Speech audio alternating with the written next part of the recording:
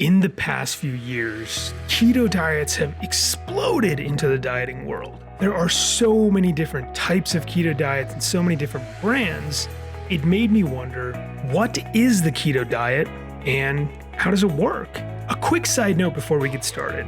Make sure you consult with your doctor before pursuing any diets or exercise regimens. Everyone's body is different, and your doctor probably knows what the best route is for you. Even though there's so many different types of keto diets, the main idea behind them is really the same.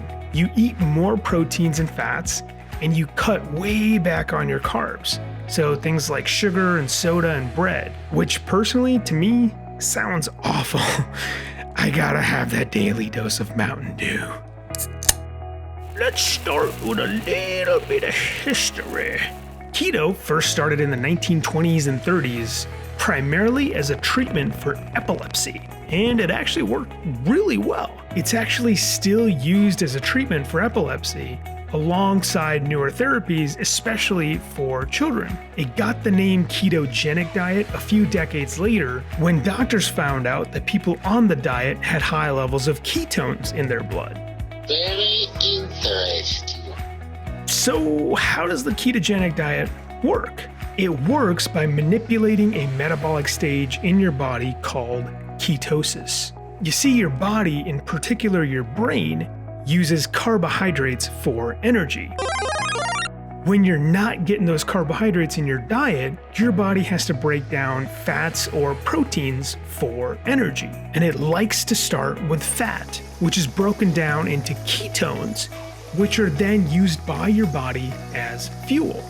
Now, because it takes your body significantly more energy to break down fats than it does carbohydrates, a keto diet will actually help you lose more weight quicker than most other diets. There are some good side effects from this. Since you're losing weight and you're not eating carbs, low-carb diets can actually help lower your blood sugar levels, which is especially useful for diabetics.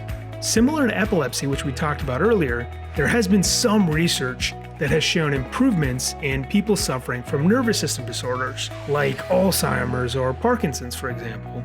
This research is still pretty preliminary, so I wouldn't take it to the bank. Now for some of the bad side effects. Eating a keto diet can actually result in constipation and some indigestion.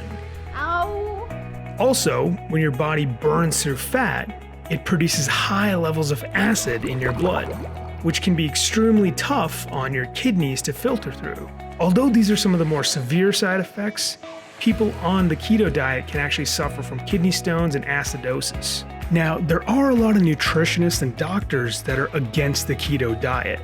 The primary reasons are they want people to realize that there's a difference between weight loss and an increase in genuine overall health.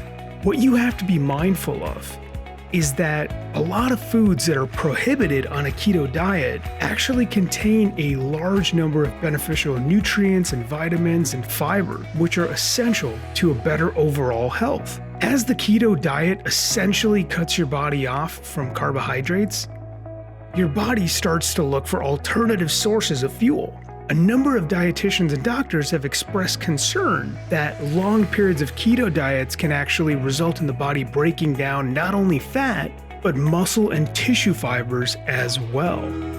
This is primarily because the keto diet basically mimics starvation. So if not the keto diet, then what's the best way forward?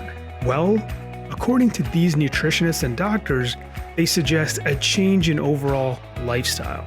These experts claim that eating high fiber foods, including vegetables, and low glycemic fruits like beans and nuts can contribute to a healthy eating pattern, which alongside reduction in serving size can lead to a healthier weight loss and greater overall bodily health. Aww. Whatever route you choose, at least now you know what the keto diet is and how it works. If you liked the video, make sure you give us a thumbs up and a subscribe below. Thanks for watching.